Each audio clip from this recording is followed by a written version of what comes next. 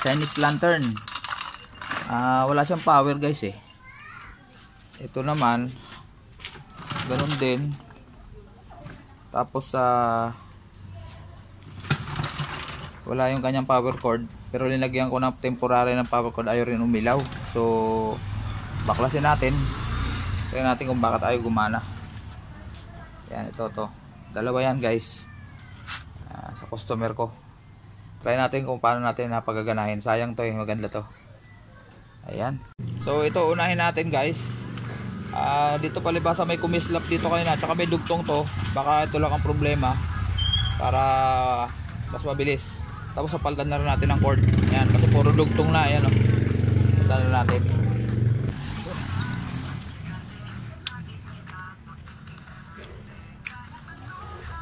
May gumawa na rin guys. Ayan o, may repair na. Dito may kumislap dito kanina, kaya tingin ko dito. Ayan, may putol guys. Ayan o, putol nga. Ayan, may putol o. Ayan. Hindi naluto kasi yung ginamit niyang ginamit niyang shrinkable tube. Hindi kapit na kapit, kaya bumigay. Ay, nagdikit. So titingnan ko kung pwedeng ipasok dito yung bagong power cord. Milak siya.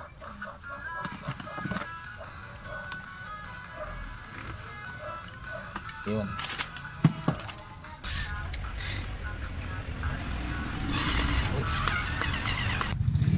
So guys, ako lang. Itong connector nito sa loob, malutong na yan o. Itong dalawang wire na to, parang ano lang naman yan, connector lang naman dito. Imbes na didugtong, di-clip lang ganyan o. Di-clip lang ganyan. So wasak na to, nag-init, malutong na. Wala na yung kabila, tapos ito wala na rin, sira na rin. So dinugtong ko na lang. Ayan, lagyan ko ng shrinkable tube. Ang problema pa nito guys, yung kanyang bumbilya sa loob, yung isa sira na. Ito. Ayan o, nag-shortage. Ayan, pumutok. So hindi ko alam kung naka-series to. Kasi pag naka-series to, baka hindi gumana. Kasi pag kulang na isa, usually hindi gumagana. So try kong i-saksak. Ito dun sa dulo to eh. Ito naman para dito sa dulo yan. Ito, dito sa kabila. Kaya natin kung iilaw siya, pero ayusin natin to. Mamaya ko na idudugtong. Subukan ko lang munang paganahin ng nasa labas to. Yan, remedyo muna to. Wag lang, talian na lang natin para hindi magdikit, para malaman lang natin kung uubra siya ng kulang ang bumbilya. Kasi pag kulang ang bumbilya, hindi siya, baka nakasiris, hindi siya iilaw. Yan, pansamantala muna. Pa-final natin yan mamaya pag gumana. Tapos muna natin, lagyan muna natin ng masking tape. Masking tape lang muna, temporary. Pa-final natin yan pag gumana to, para wag lang mag shortage. Pansamantala lang, para safe lang. Yan. Ayan. So may mga hatap ng daga, pero buo pa naman siguro. So saksak natin guys to. Saksak natin. Ayun, gumana guys. Ayun o, kita ba? Ayan. Pero ito, pundido, umiikot to guys. Kasi tanong mo, ayan o, gumaganyan. Pag nakasabit to, umiikot yung ano na yan, yung pinakambola na yan. Umiikot yan kasi may motor siya. Pero palibasa hindi nakakabit, kaya hindi siya iikot syempre. Tapos ito, pundido to. So gutin muna natin. At papalitan natin tong power ano niya, power cord. At least umiilaw. Yan. Umiilaw ba yung labas? Ayun, umiilaw lahat. Maganda to, maganda. So guys, patayin ko muna. Ayun guys, tinignan ko, ayan o. Pundido talaga o. Ayan o, pundido yung ano, yung filament niya, putol. Ayan o. Ayan o. So hindi talaga siya gagana. So dalawa ang pabibili natin sa may-ari. Pati itong isa putok na din. problema, teka. Bakit pumutok yun?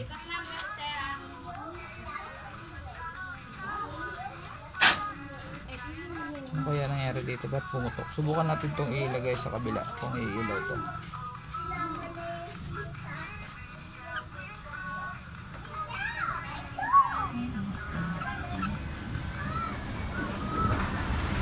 Subukan natin pailawin. Saksak natin. Ayun, saksak natin. Itong yung pinanggalingan na itong isang pumutok, linipat ko yung buong bumbilya dito. Tingnan natin kung iilaw. Saksak natin. Ayun, gumagana. So buo pa yung kanya sakit. Buo pa. So pabibili natin ng may-ari ng dalawang bumbilya. Confirm na guys. So hindi ko muna ito ipapasok kasi ayusin pa natin eh. Bago natin ipasok, bibili muna tayo ng bulb. Okay, standby. So guys, ito tinabi ko muna yung isa. Ayun.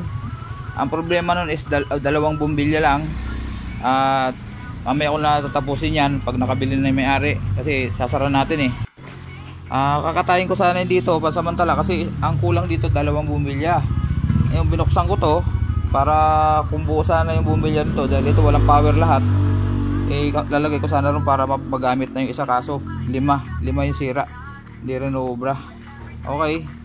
Ang ginawa ko dahil ito ay bumbilya na dalawa ang kulang lang, gumagana lahat yan.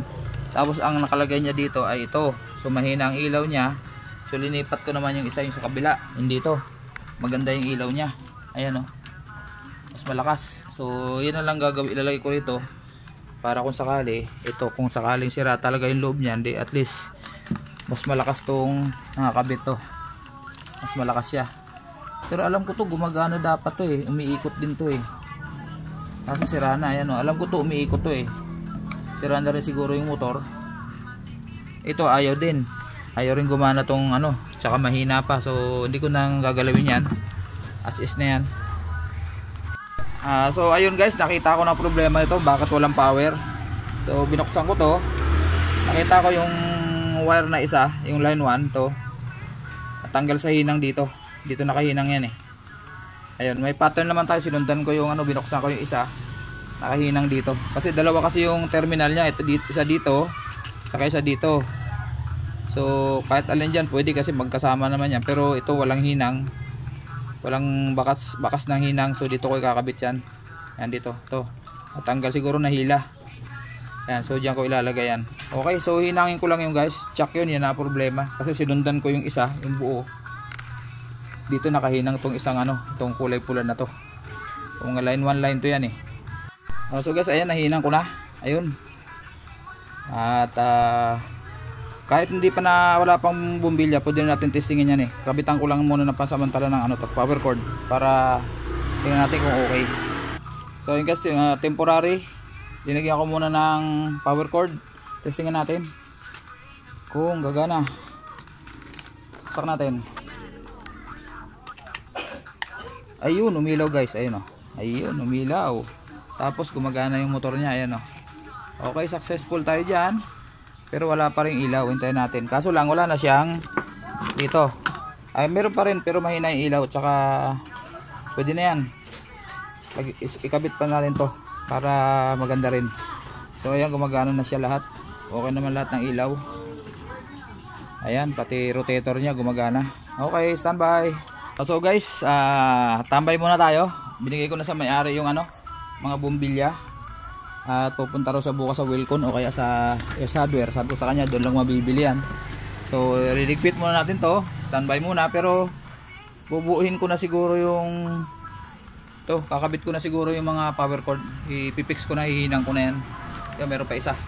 Yun. Para konti na lang trabaho kung sakali makabili bukas. Okay, standby.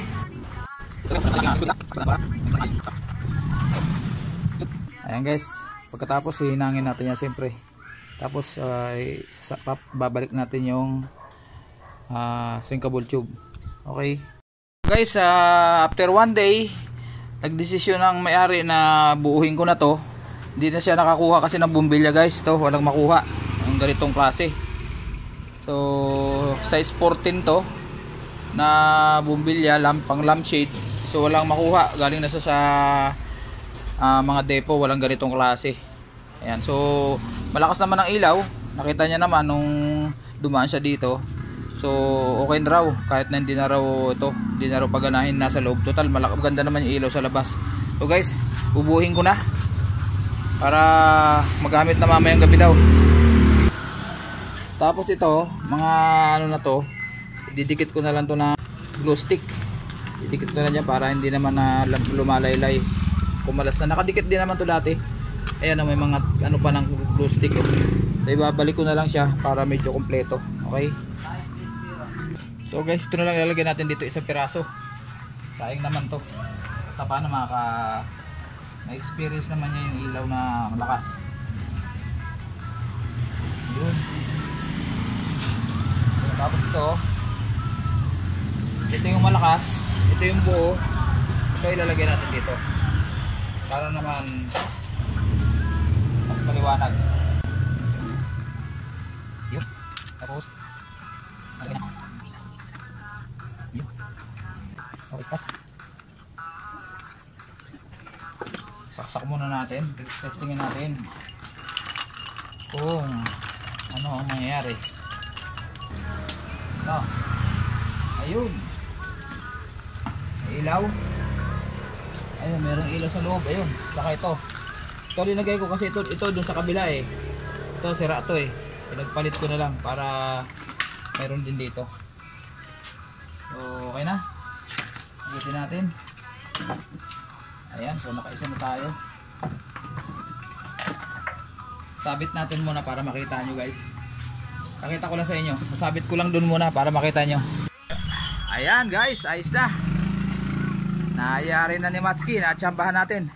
Pero ito talaga kanina, ito yung sa ilalim na yon, dito nakakabit yan. So dito ko nilagay kasi may ilaw tong isa sa loob eh.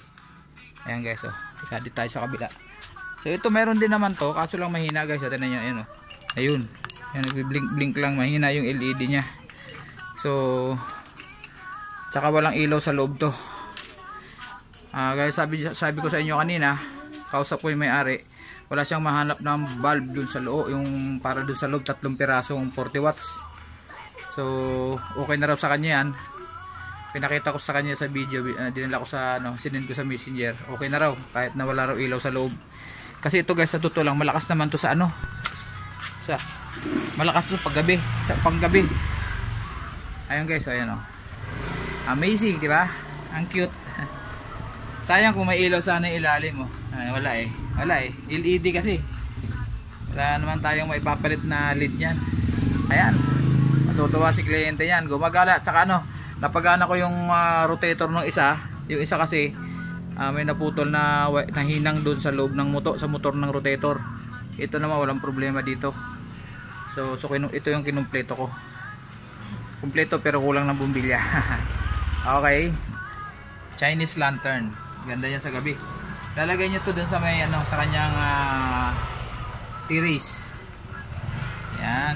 Mamayang gabi mas maganda tingnan yan. Okay, maraming salamat guys sa inyong pagtatyaga sa aking pagbutingting at sa mga pagsama sa mga vlogs ko, sa mga baguhan. Paki-like, share and subscribe at paki-pindot siyempre ang notification bell para sa mga butingting mga darating na araw ma-notify kayo sa aking mga pinagagawa. Ayan. So ito kabila walang ilaw sa loob. Iba yung may ilaw sa loob lalo kung kumpleto yun. 3 ilaw kasi yun. Ngayon isa lang ang gumagana. Yun lang ang mayroon. Pero ito talaga wala. Nakita nyo walang sa loob. Mas maganda kung meron sa loob to eh. Mas kitang kita yung mga pula na yan. Yan oh. Diba may pula yan sa labas. Ayan oh.